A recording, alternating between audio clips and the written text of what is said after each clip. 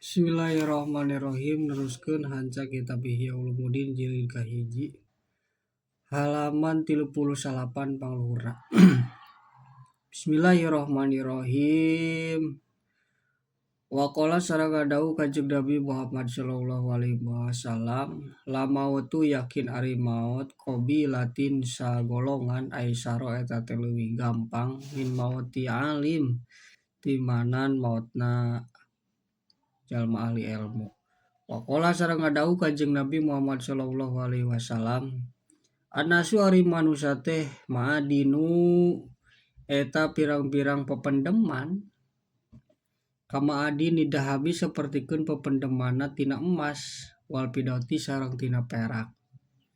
Pahiyaruhum mangka ari pilihanna itu enas teh fil jahiliyati di zaman jahiliyah, hiyaruhum eta pilihanna enas teh fil islami dina Islam. Ida pakihu di mana-mana ngarti si enas.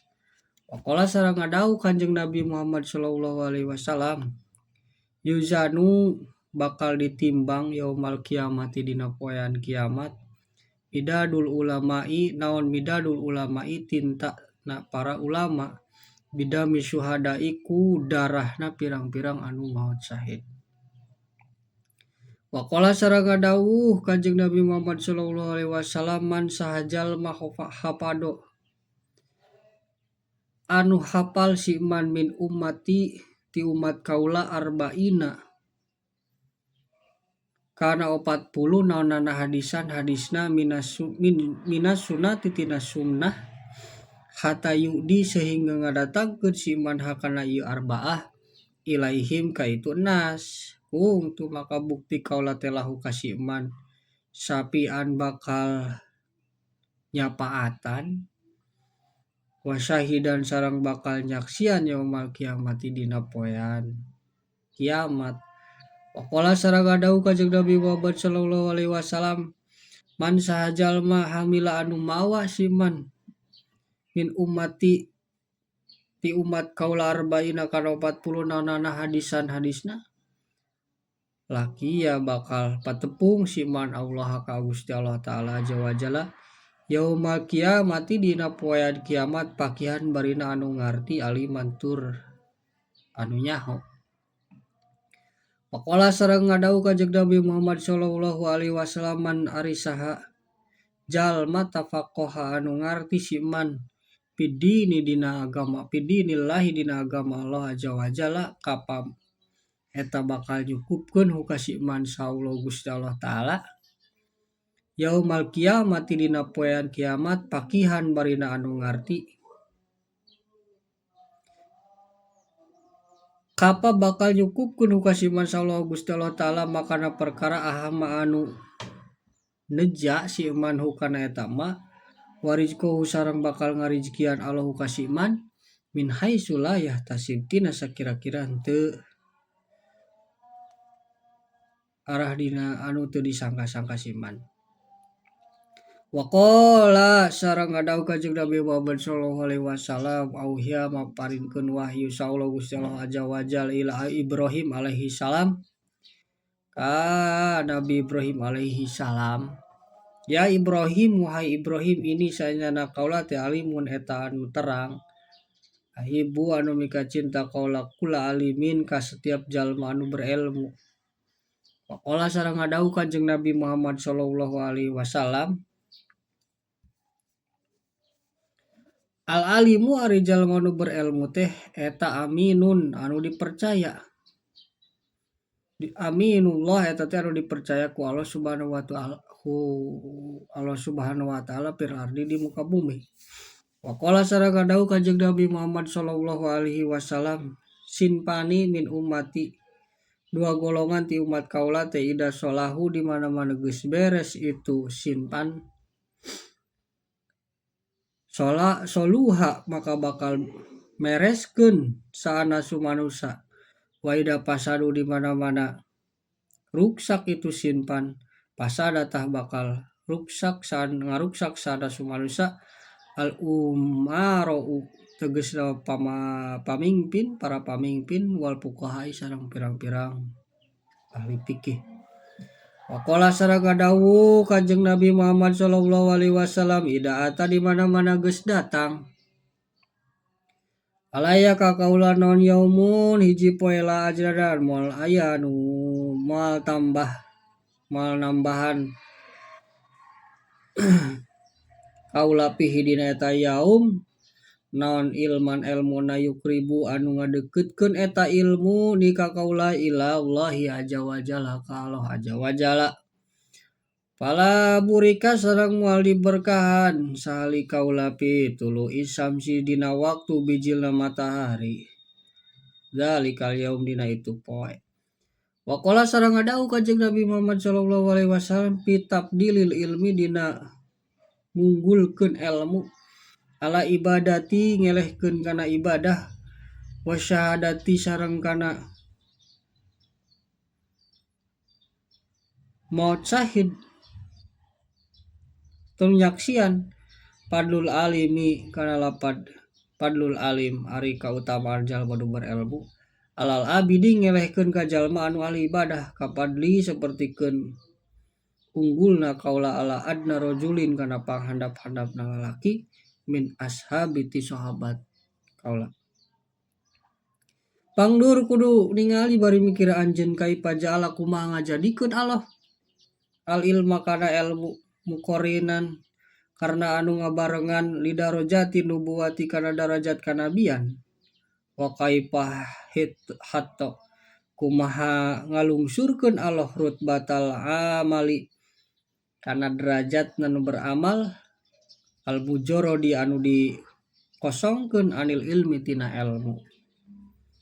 Wa ingkana sok sanajan kabuktian sahal abidu si abid teh layah lu eta teu kosong si abdu anil ilmi tina ilmu bil ibadati kana ibadah alati anu yuwaddibu anu ngalanggengkeun si abdu alaiha kana eta lati walaulahu jeung lamun teu aya itu ilmu lam takun maka moal kabuktian naon ibadatun itu ibadah.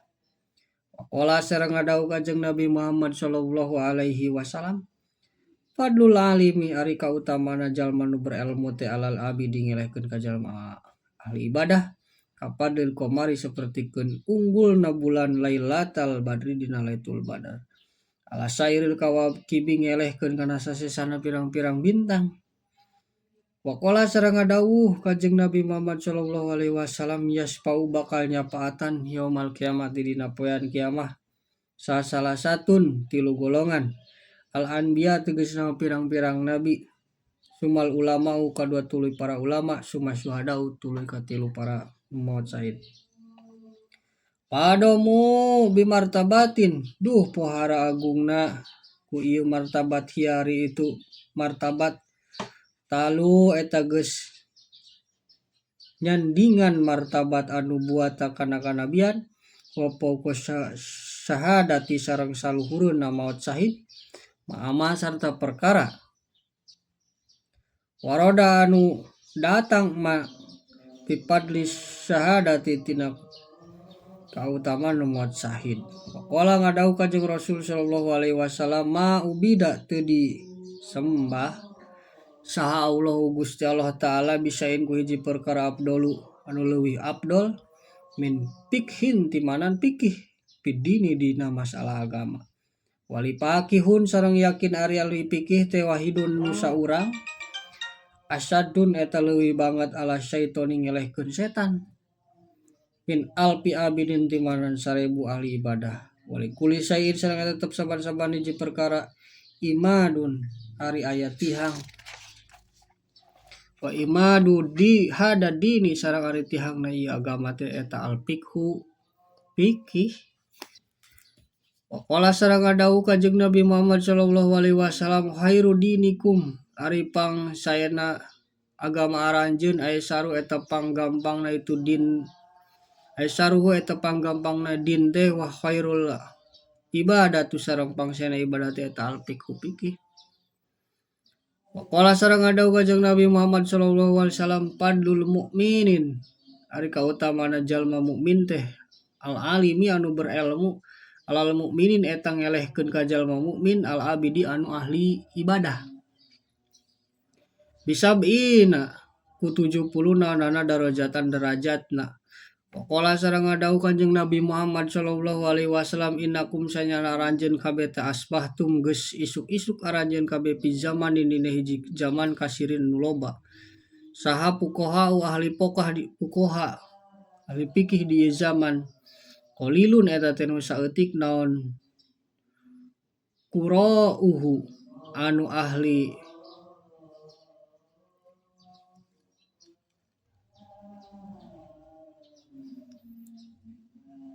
qiraatna ieu zaman. Wa hutoba'uhu sareng ahli khutbahna ieu zaman. Qalilun eta teh nu saeutik sailuhu pirang-pirang anu nanyakeun ka ieu zaman. Kasirun anu loba saha mu'tohu anu merena di ieu zaman. Al amilu ari nu beramal pih di ieu zaman teh khairun eta leuwih alus minal ilmi timanan ilmu.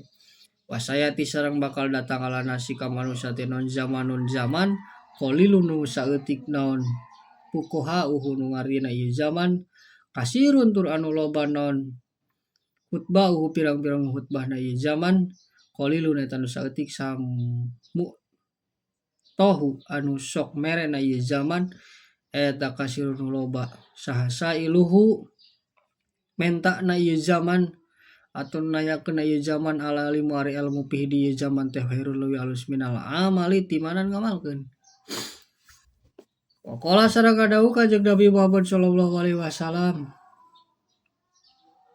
bainal alimi antara jalma nu berilmu teh wal abidi sareng antara ahli ibadah mi'atun darajatin ari 100 derajat. Baina kulli darajatini anu eta tetep antara setiap 2 derajat hadrul jawadi eta seperti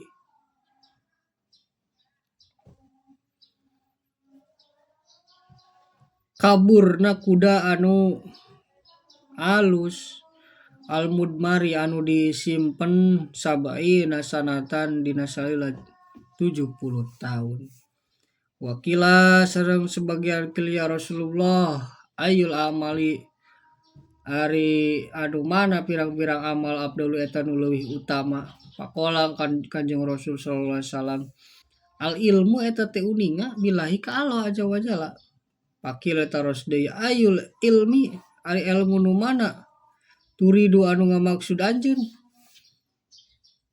Qala ngadau Kanjeng Rasul teh eta al ilmu billahi nyaho billahi ka Allah taala subhanahu wa taala. Pakila lau ka Kanjeng Rasul nasalu nyuhunkeun urang sadaya anil amali tina masalah amal watajibu sareng ngawajibkeun anjeun anil ilmi tina masalah ilmu.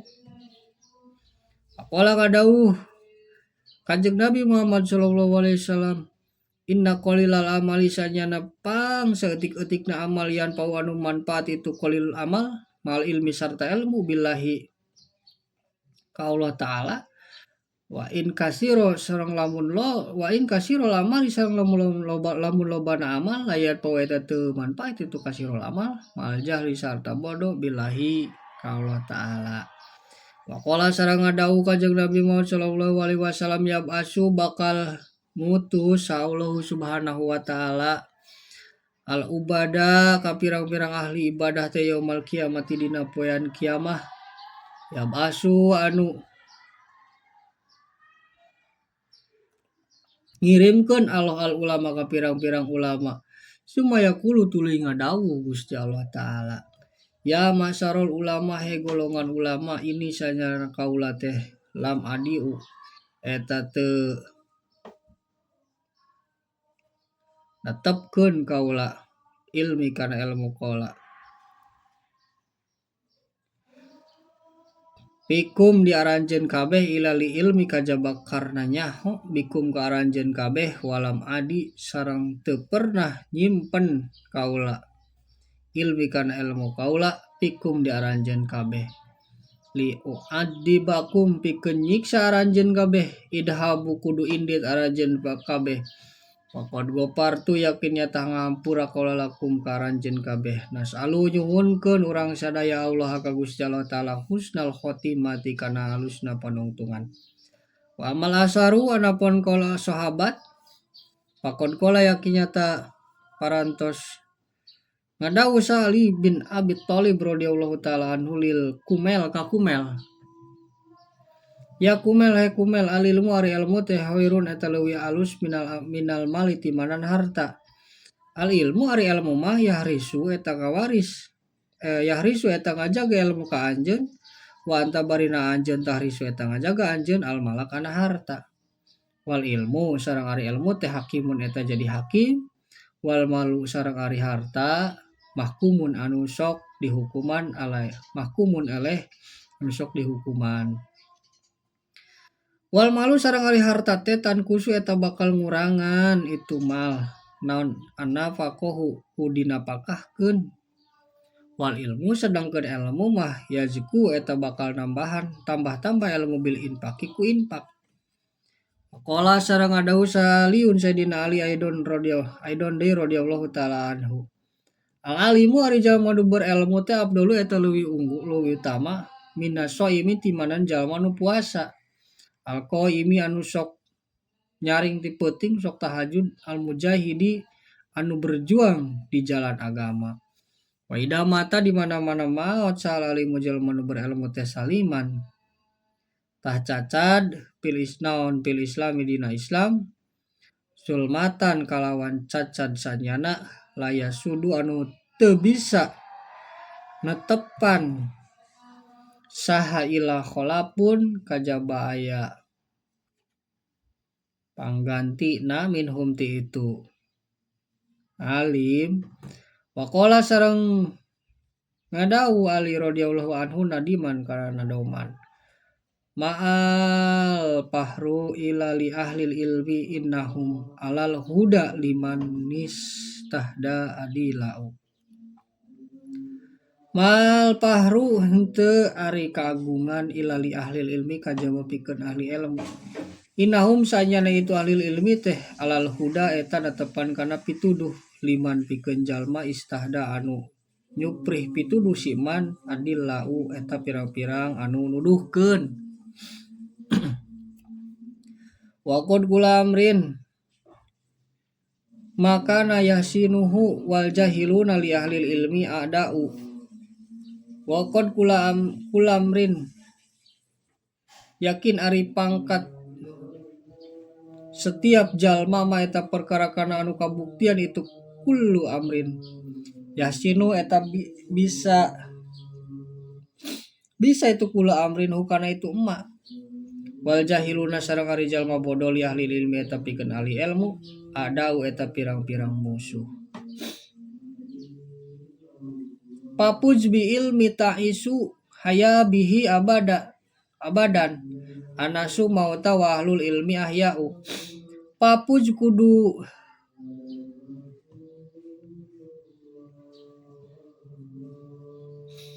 bagja anjeun bi ilmi ku ilmu ta'isu tah bakal hirup anjeun hayan barina hirup bihi ku eta ilmu abadan dina salawasna.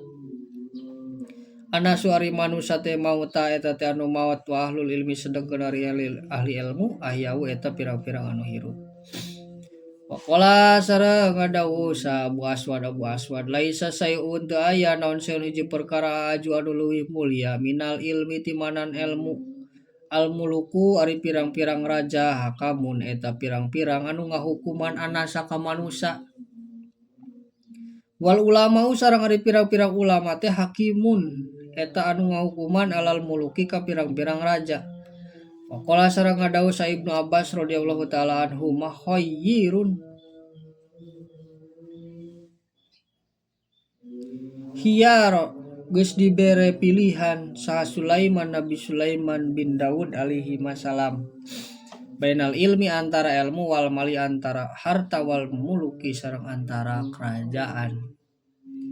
Pataro tuluy milih itu Nabi Sulaiman al ilma kana ilmu paati tuluy dibikeun Nabi Sulaiman al malakan harta wal mulka sareng kana kerajaan ma'ahu sarta dibere ilmu. Wasuila tuluy ditaros deui saha Ibnu Mubarak man eta saha anasu ari jalma sampurna pakola Ibnu Mubarak jalma sampurna teh al ulama eta pirang-pirang ulama kila ditaros paman eta saha al muluka ari pirang-pirang raja qala Ibnu Mubarak ajudu eta teh pirang-pirang anu juhud